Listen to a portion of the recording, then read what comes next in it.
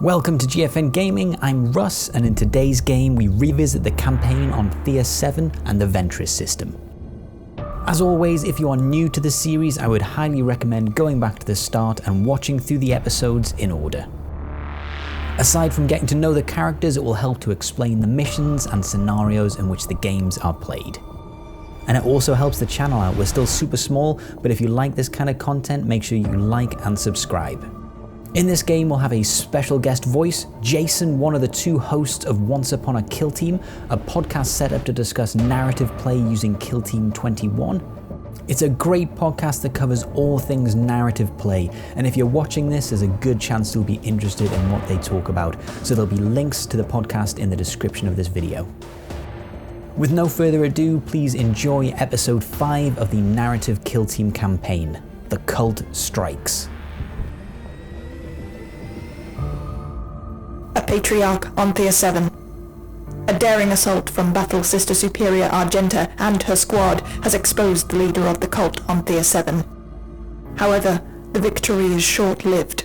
Incoming system-wide surveillance has reported incoming signals at the edge of the system. A relay station on the moon Mistos has detected a hive fleet, and with the communications system still jammed, the Ventress system has no way of calling out for aid or warning nearby systems to the threat. A ship has been sent to get aid, and Space Marine strike cruisers are deployed to buy the system time, although there can be no hope for victory. As endless swarms of Tyranids race forward, the Astartes make their last stand.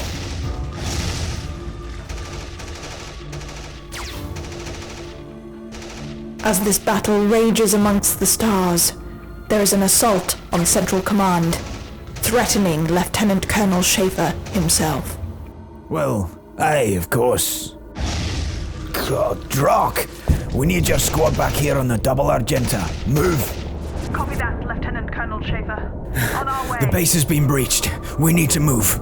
How the Drock did they get the drop on us? We need to get you out of here, sir. We're evacuating the support staff to the secondary command station. We've got a transport ready, but we need to move now. Drock it. Lead the way, Sergeant.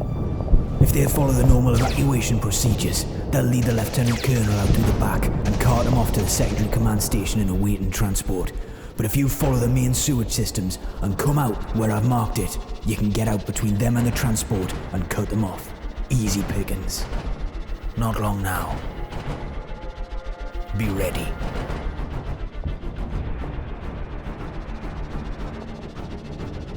No sign of the Drocking transport. Where is it? Get on the comms, Olives. We need the transport to meet us halfway. Copy that, Sergeant. Rhinox 7, we're en route but need an intercept. We've got the asset out in the open. Meet us at E-Flag 46. Copy?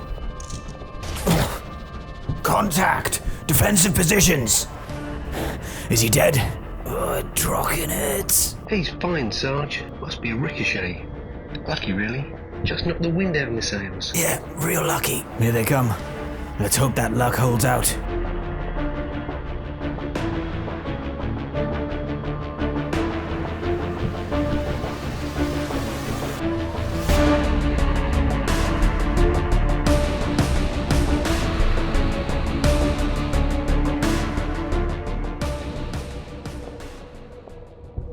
In this narrative campaign game, both sides will be playing TAC Ops, working towards their respective Spec Ops, and there is one mission objective. Lieutenant Colonel Schaefer is the objective. He has 9 wounds, defense 3 and a 2-up save. Once his wounds are gone, he is unable to move, but until that point, any operative that controls the objective may move him with them as if carrying an objective. At the end of the game, whichever team holds the objective will gain 5 victory points, making it a very key part in deciding the victor. Additionally, in this mission, the Wyrmblade have sent a strike team on ahead, navigating the sewage system to arrive from anywhere on the board, but they have to be more than hex or 6 inches away from any enemy operatives. The strike team must be less than half of the Wyrmblade's total numbers and must contain 1 agent. The advanced team will be the Locust, a Flamer, and 2 Acolytes, both armed with blasting charges. They can show up on either turn 2 or 3, however if they don't show up or are unable to show up on either turn, they are considered removed from play but do not need to roll for battle scars in the post-game. The Wyrmblade opt to dash in the scouting phase and the Vet Guard choose infiltration. As such, they will have the first initiative. Having executed a strike on the Guard's central command station, the Thean cult have flushed out the enemy commander. With their target in sight, the cult bears down on the Guard from all directions. Caught out of position and in retreat with enemies on all sides closing in and their commander in the line of fire, veteran Sergeant Nixon must pull out the victory. Not only does the fate of his team lie in his hands, but very possibly the fate of Thea 7.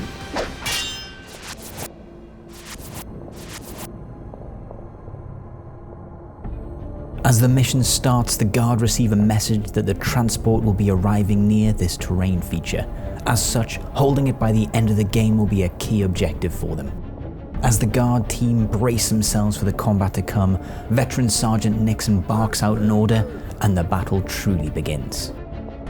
2 of the Guard's ancillary support troopers are the first to move. One taking up a backline position, looking to screen their retreat from the tunneling cultists arriving in later turns, the other passes sticking close to the commander. The cult moves next, seizing on an opportunity and a lapse in the Guard's normally well-disciplined deployment. The cultist with grenade launcher moves to grab cover behind the building, and through the narrow lane sees a huddle of Guardsmen. With a sly smile, the cultist fires off a frag grenade, sending shrapnel into the unprepared Guardsmen, damaging a number of them and taking one out of action. First blood to the cult. The Bruiser veteran Guardsman moves out, heading towards the transport's pickup zone. As if understanding his movements, the cult leader races forward towards the building, staying out of line of sight. 2 more troopers activate now for the Guard, once again moving into the backlines to protect from the tunneling cultists. The other passes next to the commander. Sticking with his leader, the cult icon bearer moves and dashes towards the heavy cover of the building. The hardened veteran dashes out to the midboard with orders to secure the center of the kill zone. In response, 2 acolytes act. The first moves to follow the grenade launcher, and now able to get eyes on the hardened veteran, opens fire with his autogun. A punishing volley. Autogun rounds slam into the veteran, punching clean through his armor, almost taking him out of action. With the hardened veteran on his knees, the second neophyte moves in for the kill. Following the grenade launcher also, he takes aim at the hardened veteran and fires with his autogun. Shots dance around the veteran, however now on his knees he presents a much smaller target and the shots fail to hit, but the veteran is on his last legs. With autogun fire lighting up the hardened veteran, the medic darts forward. Open wounds are sealed and blood flow is staunched. The hardened veteran picks himself up, almost good as new. Looking to bait some activity from the Guard, the seismic cannon cultist climbs to the top of some containers, providing an easy target. The Zealot moves out of line of sight of the grenade launcher, keeping bodies on the commander. Unwilling to risk losing the mining laser, the heavy gunner cultist just passes behind cover. The last of the ancillary support troopers passes also, sticking close to the commander. Unable to find any meaningful targets where he is, the Sanctus sniper slinks across the kill zone, sticking to the shadows. Paralyzed by the enormity of their mission, Comms Officer Gray passes, sticking close with his sergeant. Firing an overwatch now, this acolyte once again targets the hardened veteran, firing with his autogun. Throwing himself to the ground, the shots fly harmlessly over his head, slamming into the downed land speeder. With no other targets, the spotter, high up in his perch, marks out a target for the veteran sniper, and he takes aim. As he dials in his scope, the heavy gunner stares right back. Taking a nervous glance at his spotter, the sniper moves the sight ever so slightly and fires. A shot slams into the container where the heavy gunner stands, but fails to hit.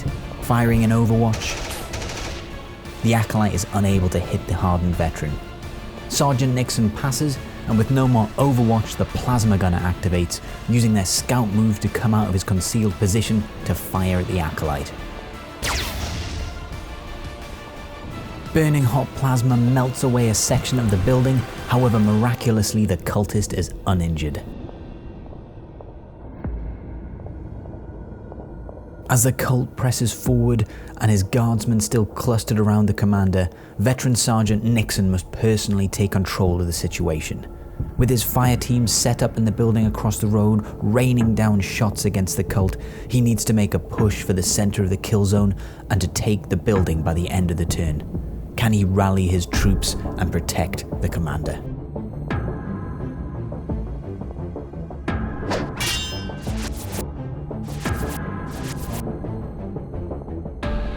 Sergeant Nixon barks out his commands. Now is the time to take the center of the kill zone and make a break for the transport rendezvous point. As he looks across the battle zone at the enemy, they slink even further into the shadows, seeming to disappear even behind the smallest amount of cover. He barks out another order in an attempt to counter this new development. The tunneling team doesn't show itself yet, and the cult gets the first activation. The grenade launcher cultist darts forward down the side of the building, being just able to reach the end, and targets the ancillary support trooper. Another frag grenade explodes, peppering the guardsman with shrapnel, taking 2 more out of action. The hardened veteran moves towards a terrain objective, grabbing some cover by the barricade, and fires his overcharged lasgun into the acolyte. With no targets, the seismic cannon heavy gunner braves the next cargo container, scrambling up to get eyes over the kill zone. 2 ancillary support troopers activate next. The first moves in from the backfield to get line of sight on the grenade launcher, overcharges his lasgun and fires. Blistering hot las beams singe the cult's gunner, but it's not enough to take him out of action.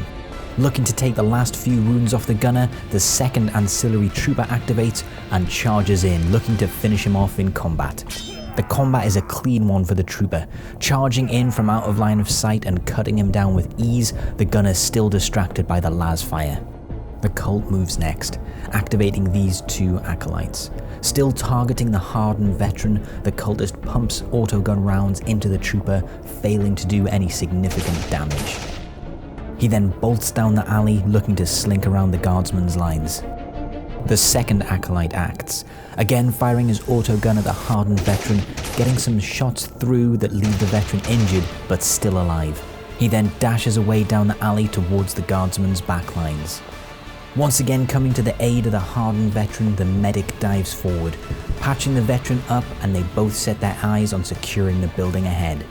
Unwilling to hop onto the vantage point whilst the plasma gunner and sniper team are active, the Sanctus sniper moves into cover out of their lines of sight. The hum of power coils, and then a blast. Supercharged plasma melts the heavy gunner where he stands, taking him out of action. Looking to take the last few wounds from the hardened veteran before slinking back into the shadows at his leader's command, the cult icon darts out and shoots with his autogun. Rounds slam into the barricade, glancing off the veteran's armor, but fail to do significant damage, leaving the hardened veteran alive and not seriously injured. Looking to screen out the tunneling team and make sure they can't sneak up on the commander, this trooper moves towards Lieutenant Colonel Schaefer. Back to the cult, and the leader will pass where he is, but first barks out an order for the icon bearer to slink into the shadows. Too little too late, however, as the spotter-sniper combo now target the icon bearer. Despite slinking back into the shadows, from their vantage point they can still target him as the sniper dials in his scope. A single shot rings out, and the icon bearer is no more.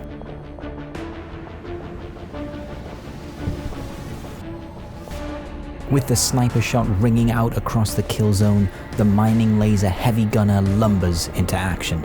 Breaking from cover, he darts out and levels his mining laser at the hardened veteran, and then fires. Lasers designed to shear through rock slice through the veteran's armor with ease as he is incapacitated. Once again bringing the veteran back from the brink, the medic keeps the hardened veteran alive, and he scrambles forward trying to get out of line of sight of the heavy gunner. Looking to get a body onto the objective, the bruiser veteran races onto the building, overcharging his lasgun as he runs and then opens fire on the heavy gunner. Superheated las fire scorches the area and scores a few hits, but not enough to seriously injure the heavy gunner. Shaking off the las fire, the heavy gunner shifts the mining laser and takes aim at the bruiser vet. Firing an overwatch now, the mining laser slices through the building and the veteran in a laser barrage that cuts the veteran bruiser clean in two, incapacitating him. With the threat of the tunneling team inevitably coming up next turn, Sergeant Nixon is unsure what to do. Frozen by the consequences of failure, he is unable to act and passes where he is, close to the commander. The cult now act. Firing once again in Overwatch, the Acolyte racing towards the line stops running to take a shot at the Guardsmen in the backfield. A devastating volley of Overwatch punches through the Guardsman's armor, taking him out of action and clearing the area for the tunneling team. With veteran Guardsmen dying all around him and still shaken by the numerous frag grenade explosions, Comms Veteran Grey moves towards the commander, now controlling the objective and ready to make a move in the coming turns. This is it. We should be below them by now. Remember, our target is their commander. He is our only target. Move.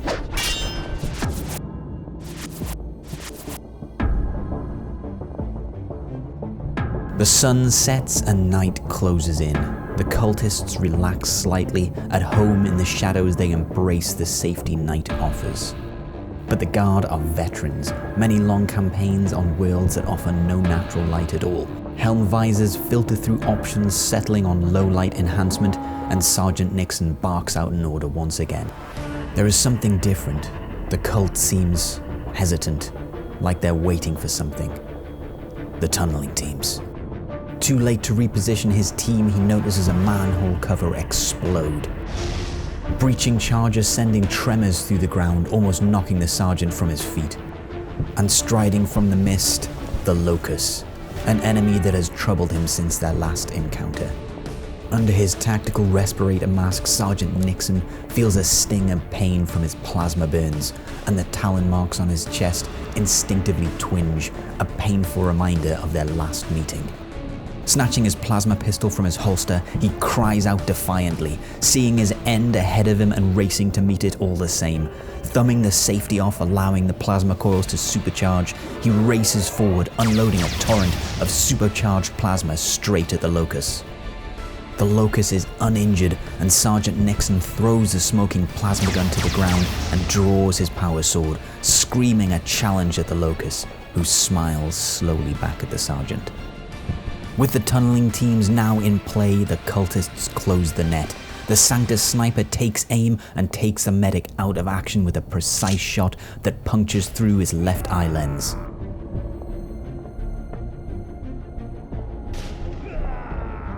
With the emergence of the Locust, Comms Veteran Grey drags Lieutenant Colonel Schaefer away towards the rendezvous point.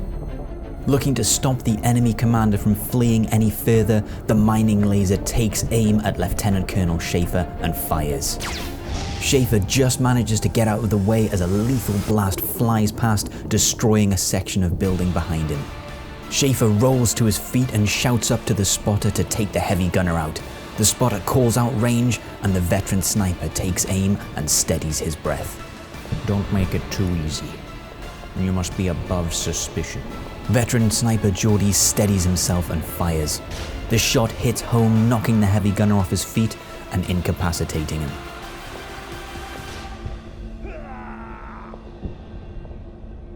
The flamer from the tunneling team moves forward and fires at the last of the ancillary support troopers, burning him to a crisp and incapacitating him.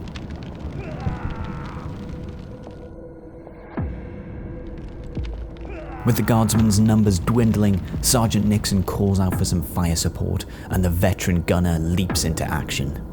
Repositioning on his vantage point, he levels his plasma gun at the Locust and fires. A lethal blast of plasma cuts through the Locust, unceremoniously taking him out of action before he had the chance to strike.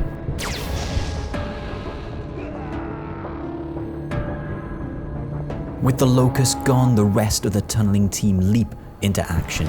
The first acolyte races forward and throws his blasting charge at Sergeant Nixon.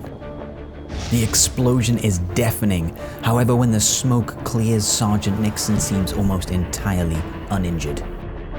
Wide-eyed with shock, the second acolyte throws his blasting charge at the sergeant. Once again, the area around the sergeant erupts in flames and concussive energy. And yet, as if protected by the Emperor himself, the sergeant stands. Ears ringing, senses on fire, but he stands. The cultist then races forward. Severely injured, the hardened veteran finally makes it to the objective, slumping down by the building to catch his breath. The acolyte with autogun darts out from the alley and unloads his clip into comms veteran Gray, failing to score any hits though. Looking to put his body in between the cult and his commander, the trooper veteran races forward, overcharging his lasgun and fires into the cultist, however fails to do enough damage to take him out of action. The cult leader moves next. Walking slowly to the heavily injured veteran, too exhausted now to defend himself, he reaches down, unsheathing his dagger and ends the veteran's life before cleaning his blade on the veteran's trench coat and continuing forward towards the enemy commander. Ordering a second volley from the plasma gunner, Sergeant Nixon calls out for overwatch. The plasma gunner obliges, powering up his plasma coils. He unleashes a deadly blast of plasma into the acolyte, melting him from the kill zone and taking him out of action.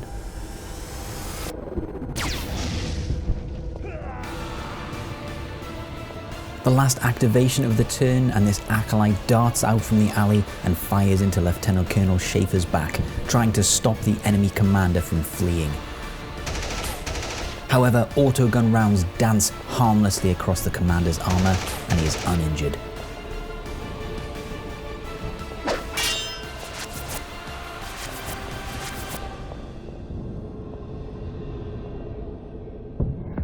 As the engagement draws to a close, Sergeant Nixon issues his final orders, needing his men to fire true this turn.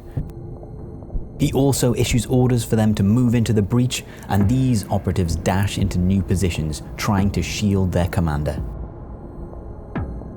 Managing to act first, the cult flamer moves forward and fires on the trooper and the commander. A gout of searing hot flames pour over the two operatives, and they are both left injured but still alive. Acting without the aid of his spotter, veteran sniper Geordie takes aim at the cult leader. Leveling his sights, he fires. A hole punches through the leader's shoulder, injuring him, but it doesn't take him out of action. The cult moves next. Looking to take control of the commander, this acolyte charges into the heavily injured trooper and drags him down in combat, taking him out of action. With a body on the commander now, this acolyte looks to take out the sergeant and charges in. The combat is fierce. Sergeant Nixon, freehand clinging to his rosary, almost fends off the attacking cultist. However, despite injuring the cultist, he is taken out of action in combat by the acolyte. The veteran gunner with plasma gun shifts his position, seeing the cultist approaching his commander, and he opens fire once more. Searing hot plasma rips through the neophyte, taking him out of action. The Sanctus sniper acts next. Lining up a shot against comms veteran Gray, he opens fire. A bolt shell pierces Gray's armor, knocking him to the ground and incapacitating him. And with that, the commander is unguarded.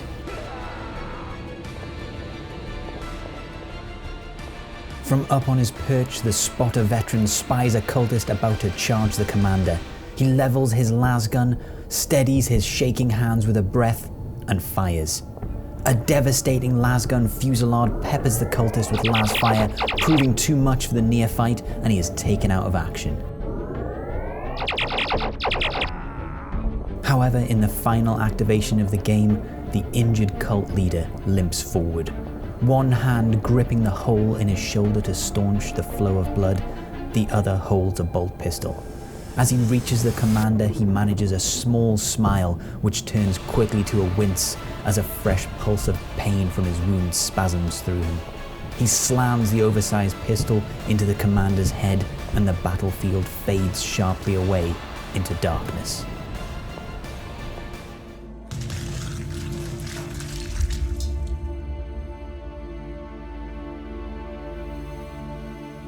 It's clear there was an attack.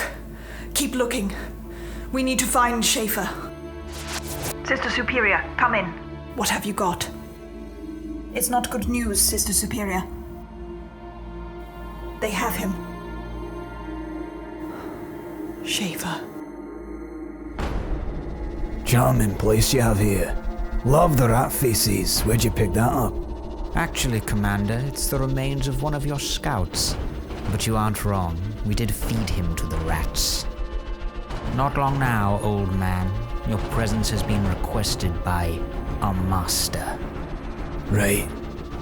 Let's get this over with.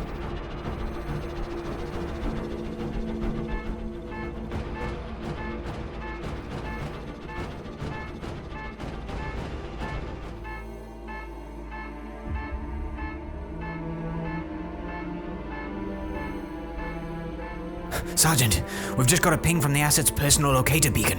They must not have searched him thoroughly. He had a decoy one. Keep on them. I want another moment they stop moving. Sister Superior, we need to... I am leading this operation now, Sergeant.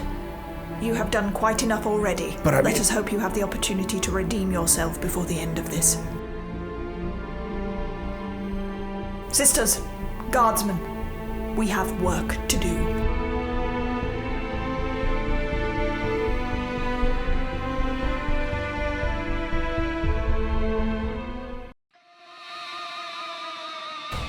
Thanks so much for watching. Again, if you enjoy the content, make sure you like and subscribe to the channel and share the video. It all helps to grow the channel and keeps us making these videos.